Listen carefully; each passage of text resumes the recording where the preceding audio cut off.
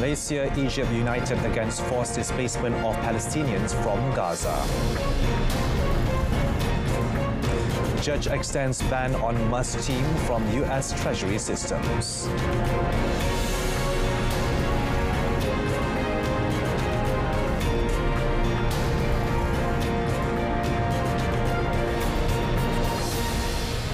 Hello, good afternoon and salam Malaysia Madani. Thanks for joining us. I'm Daniel Bahardin and you're watching World Today.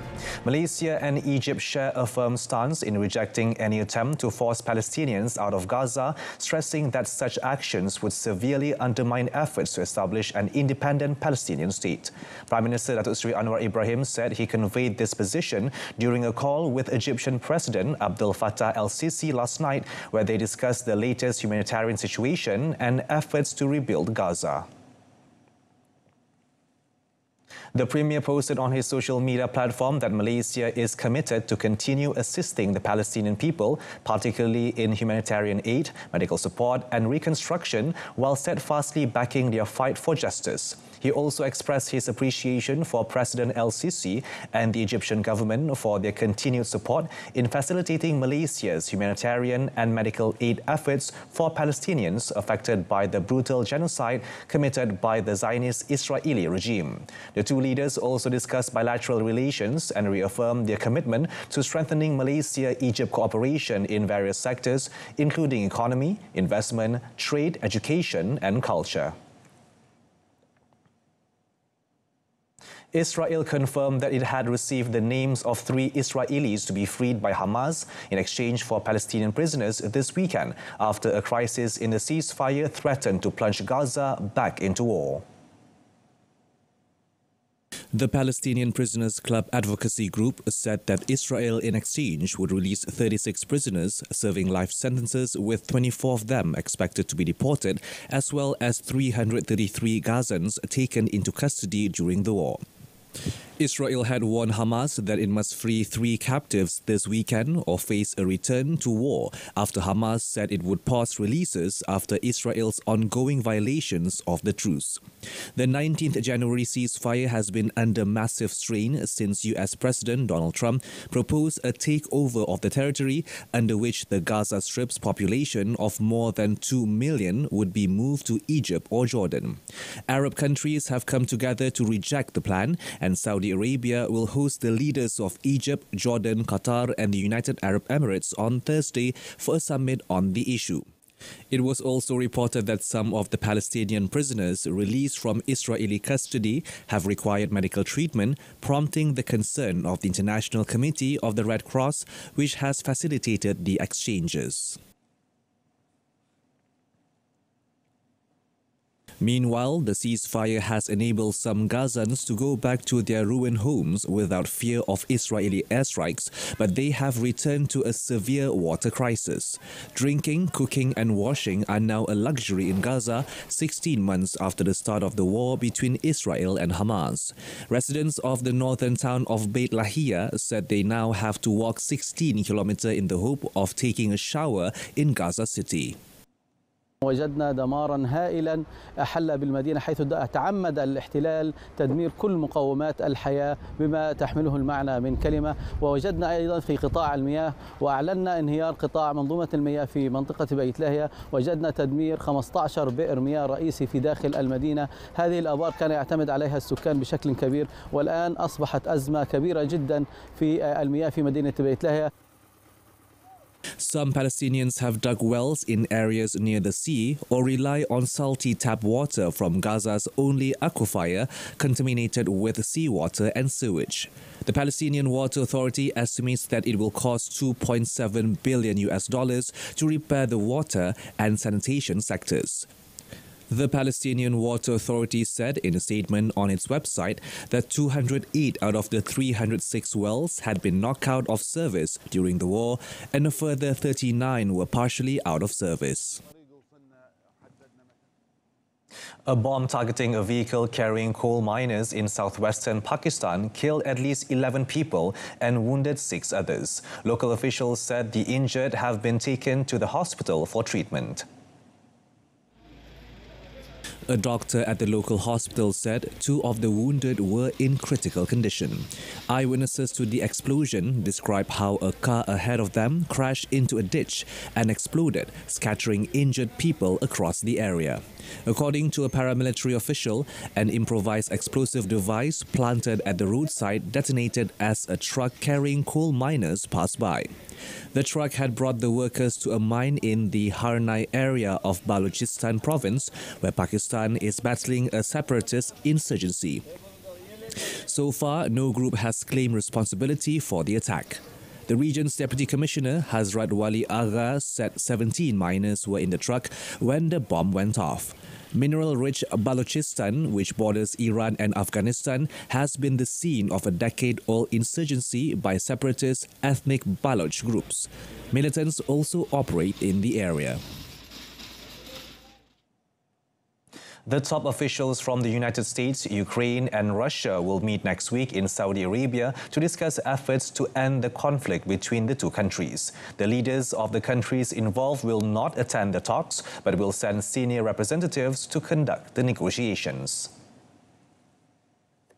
U.S. Vice President J.D. Vance pledged on Friday that Washington sought to secure a lasting peace as he held a first meeting with Ukraine's leader Volodymyr Zelensky to discuss Donald Trump's push for a deal with Moscow. The talks in Munich were seen as a key moment for Kyiv as it tries to keep Washington on its side after Trump stunned allies by announcing truce efforts with Russian leader Vladimir Putin. On Wednesday, U.S. President Donald Trump rattled Ukraine and its European allies by agreeing to launch ceasefire talks in his first publicly announced call with Russian President Vladimir Putin since returning to office. The dramatic thaw in relations sparked fears Ukraine could be left out in the cold after nearly 3 years battling Moscow's invasion. A federal judge extended a block on Elon Musk's government cost-cutting team known as DOGE from accessing payment systems at the U.S. Treasury Department on Friday, as Democratic state officials and unions turned to the courts to slow the billionaire's efforts. The Musk-led Department of Government Efficiency has swept through federal agencies since Republican Donald Trump became president last month and put the chief executive of car maker Tesla in charge of rooting out wasteful spending as part of Trump's dramatic overhaul of government. Trump's campaign of radically shrinking the bureaucracy included thousands of job cuts on Friday for workers who handle everything from securing the nation's nuclear weapons to caring for military veterans. In Manhattan, U.S. District Judge Jeanette Vargas extended a temporary block on DOGE that was put in place on last Saturday, which prevented Musk's team from accessing Treasury systems responsible for trillions of dollars of payments. The judge said at a court hearing that she would not yet rule on a request from 19 Democratic state attorneys general for a longer-lasting preliminary injunction on DOGE's access to the systems. Several states allege that Musk's team has no legal power to access the payment systems that contain sensitive personal information on millions of Americans. U.S. President Donald Trump's administration carried out mass firing on Thursday and Friday across the federal government, affecting almost 10,000 workers. The cuts, affecting employees categorized as probationary, are the latest step in far-reaching plans by Trump and tech billionaire Elon Musk to slash the size of the government. Officials have set their sights on probationary workers who have typically been employed for less than a year or 2 years. The terminations also affected some of the most widely respected federal agencies, including the Centers for Disease Control and Prevention and Homeland Security, as well as lower-profile officers with critical roles in the nation's security, such as the National Nuclear Security Administration and NSA. Since taking office in January, President Donald Trump and Elon Musk have appended the federal workforce, firing top officials and watchdogs, dismantling a key humanitarian agency, and convincing 77,000 workers to voluntarily leave their jobs through a deferred resignation offer. Previously, Trump stated that the federal government was wasting too much money and that there was significant leakage and fraud within the administration. President Donald Trump announced that the United States will increase military sales to India starting this year and will eventually provide F-35 fighter jets. Lockheed Martin, which makes the F-35 jet, said that any discussions about the sale of F-35 to India will take place at the government-to-government level. Foreign military sales like those of the F-35 are considered government-to-government deals where the Pentagon acts as an intermediary between the defense contractor and a foreign government. India has agreed to buy more than $20 billion of US defense products since 2008. Last year, India agreed to buy 31 MQ-9B Sea Guardian and Sky Guardian drones after deliberations that lasted more than 6 years. Russia has for decades been the main weapons supplier to India, the world's biggest arms importer, and its fighter jets are part of India's military fleet. But Moscow's ability in recent years to export has been hobbled by the war in Ukraine, making New Delhi look westward. A court in India on Friday found a 31-year-old man guilty of raping and murdering an Irish woman at a popular tourist resort in 2017. Vikat Bhagat was found guilty of the crimes by Judge Kshama Joshi at the District and Sessions Court in Western Goa State, and he will be sentenced on Monday. The body of 28-year-old Daniel McLaughlin was found by a farmer on a beach popular with holidaymakers in the western state of Goa in March 2017. An autopsy showed that cerebral damage and constriction of the neck caused her death. Usually, rape victims cannot be named under Indian law. In this case, the victim's family spoke to the media to raise awareness of the case. The crime highlighted persistent violence against women in India despite tougher laws against sexual assault imposed after the 2012 death of a young woman who was gang raped on a bus in New Delhi. Jolene McLaughlin Brannigan, Daniel's sister, told reporters her family was thankful for the verdict that will allow them to start grieving her immeasurable loss. According to Irish media, the trial was delayed several times over the last 7 years.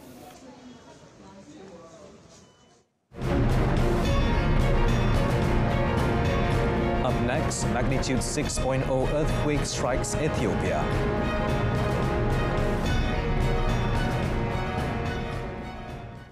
Suruhanjaya Integriti Agensi Penguatkuasaan mengendali aduan orang ramai dan menjalankan siasatan mengenai salah laku pegawai penguatkuasa dan agensi penguatkuasaan dengan tegas, telus dan efisien. Sila layari www.eaic.gov.my.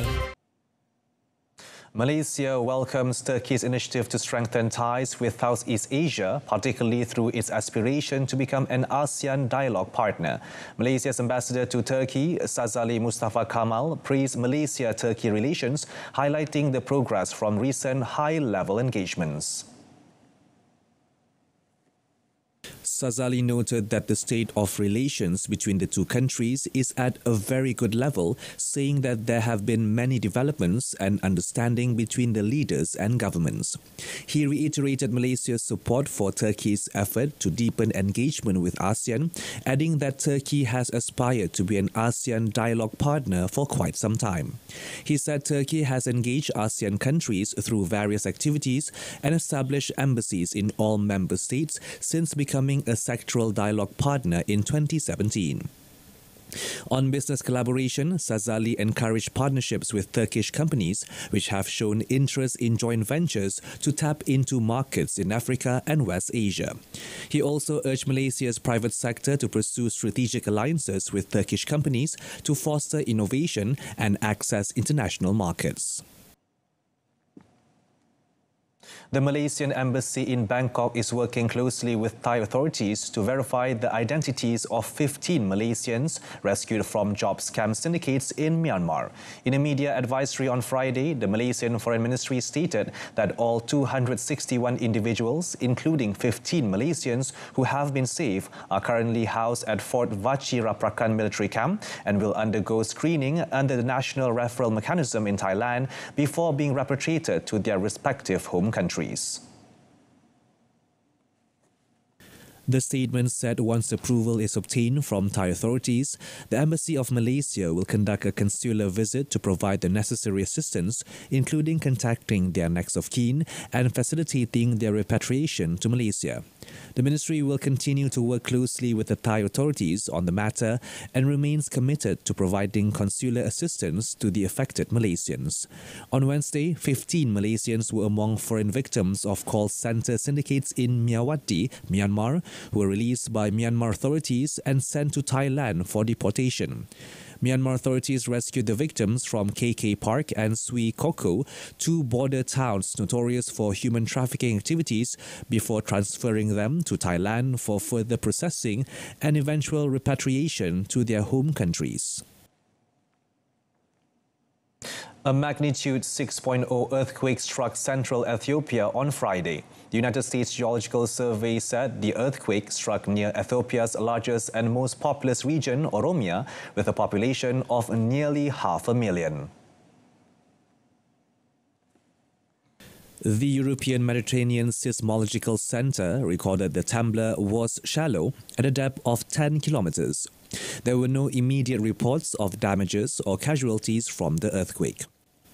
The regions of Oromia and Afar have been experiencing an intense seismovolcanic activity that has forced the evacuation of thousands of residents and caused extensive infrastructure damage since December last year.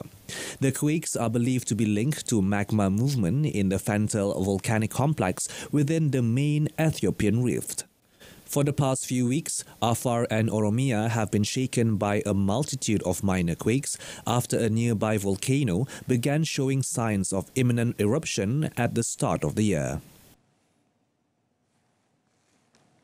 Salvadoran authorities announced on Friday the seizure of 1.7 metric tons of cocaine valued at $44.8 million, which was intercepted on 7 February.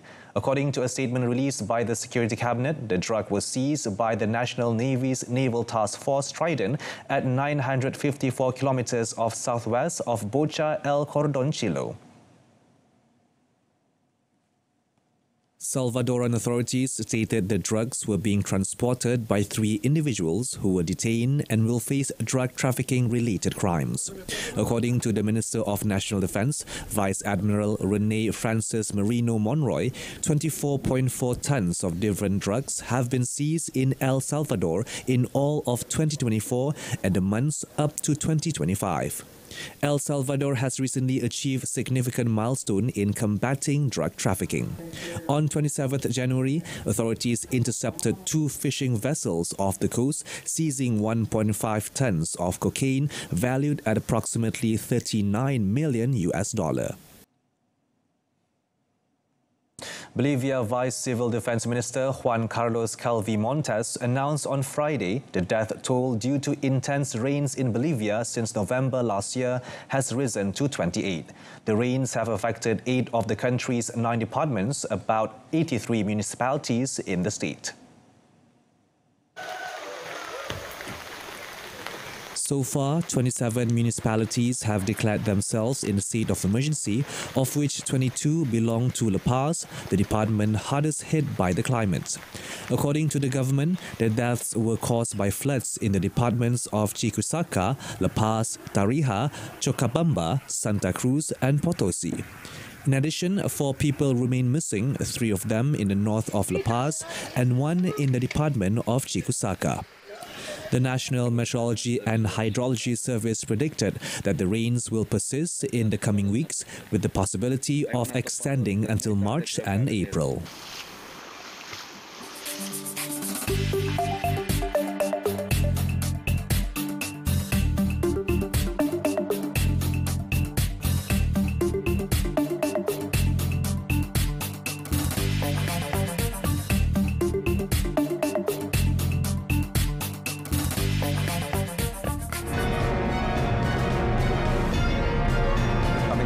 Asian Winter Games come to a close with colourful closing ceremony.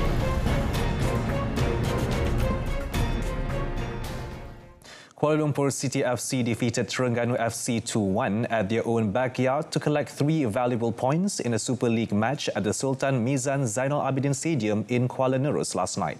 With the victory, the City Boys managed to move up 1 spot to 6 in the Super League table with 24 points from 18 matches. The match started slowly without any dangerous attempts by both teams in the first 10 minutes, but the action picked up after that, and the home team, coached by Badrul Afzan Razali, stunned the visitors with the first goal through young defender Muhammad Safwan Mazlan. Just as half-time was looming, Miroslav Kuljanak's squad managed to equalize thanks to a looping header from team captain Paulo Joshua. After the break, TFC intensified their attacks and looked like the most likely team to snatch the winner, but the City Boys had other ideas to spoil their party.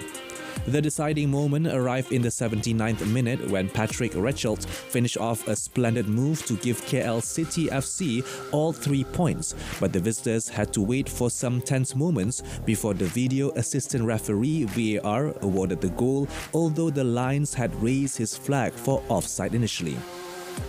Despite several dangerous attempts by TFC, the 2-1 score remained unchanged, but credit must go to KL City FC defenders who stood their ground and held their fort well. In his bid for a comeback in April, national men's singles shuttler Ng Zee Yong has resumed training at the Academy Badminton Malaysia ABM in Bukit Kiara since last week. Zee Yong only competed in 3 tournaments last season before being forced into a long break following surgery for a back injury. The 25-year-old, however, admitted that he still experiences some trauma whenever he feels pain during training. As a result, his sessions are limited to under an hour to avoid overtraining and to ensure a smooth recovery process. According to Zee Yong, his condition is improving about 60% now, but the team still have to see how things develop as Zee Yong is targeting an April return and will use his ranking protection to compete for 6 months. Previously, national singles coach Kenneth Jonassen stated that Zee Yong must compete in at least 1 tournament before the end of April to maintain his world ranking at number 18 for another 6 months. If he fails to do so, he will lose all his ranking points, drop out of the rankings entirely, and be forced to restart from scratch. The 9th Asian Winter Games closed in Harbin on Friday, with host nation China topping the medals table, posting its best ever haul. A total of 85 medals far outstripped China's previous record in these games of 61, set in 2007, and included 32 goals, twice as many as second-place South Korea, whose team collected 45 medals altogether. China's achievement came with the Winter Olympics in Milano Cortina a year away. Kazakhstan also had a good showing with 4 gold medals and 20 medals overall. The Philippines and Uzbekistan were tied in 5th place, with each snagging a single gold medal. Before the 1,200 athletes from 34 countries and regions went their separate ways, a closing ceremony at Harbin International Conference, Exhibition and Sports Centre conveyed a theme of winter to spring, endless life, and look forward to the development of Asia. Ceremonies director Jia Zhaolan described it as 3 programs, the first of which is mainly a carnival for the athletes, the second is a thank you to the volunteers, and the third is the completion of the torch being slowly extinguished. The Asian Games flag was eventually lowered and officially passed on to Neom. The Saudi Arabian city will host the next Asian Winter Games in 2029.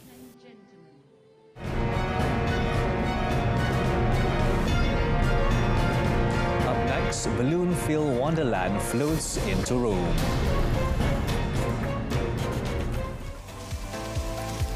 A mesmerizing world of balloons, light and movement has taken over Rome's Balloon Museum, transforming the space into a playground of imagination and art. This immersive exhibition invited visitors into a realm where art meets air, blurring the line between creativity and interaction. Over the week, visitors gaze in awe as balloons cascade from above, children swing beneath glowing sculptures, and families explored a house-shaped installation filled with floating spheres. Giant balls roll freely across the space, while others dive into a sea of white balloons, fully immersing themselves in the experience.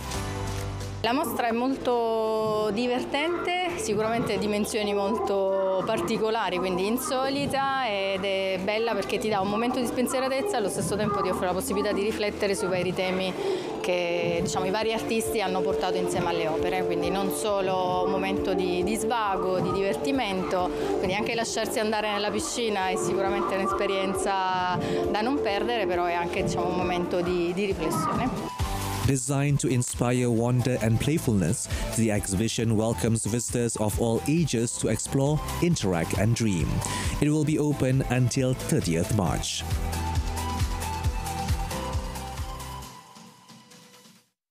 Dancers filled the streets of Puno recently in one of the most important days set to honor the Virgin of Candelaria.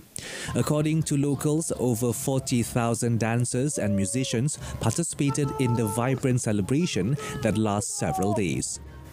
Additionally, over 40 folkloric groups in colorful costumes journeyed to the San Juan Bautista Temple, delighting locals. The festival, a vibrant display of energy, color and tradition, attracts thousands of locals and tourists who enjoy the Merenada, Diablada and other traditional dances. The Virgen de la Candelaria of Puno festivity was declared an intelligible cultural heritage by the United Nations in 2014. The origins of the celebration date back to the 16th century with deep roots in both pre-Hispanic and Christian traditions.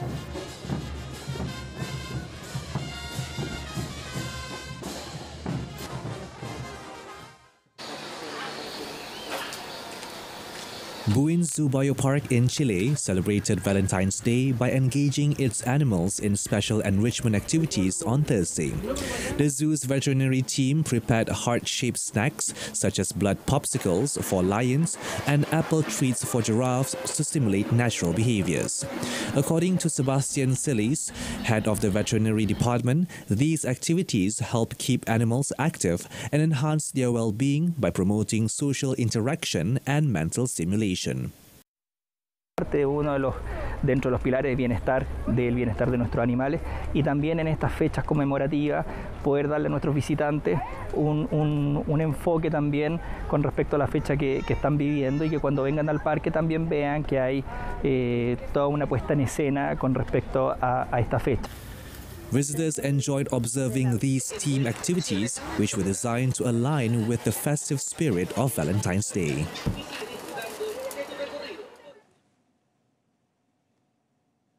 That concludes today's edition of World Today. In our top story, Malaysia, Egypt united against forced displacement of Palestinians from Gaza.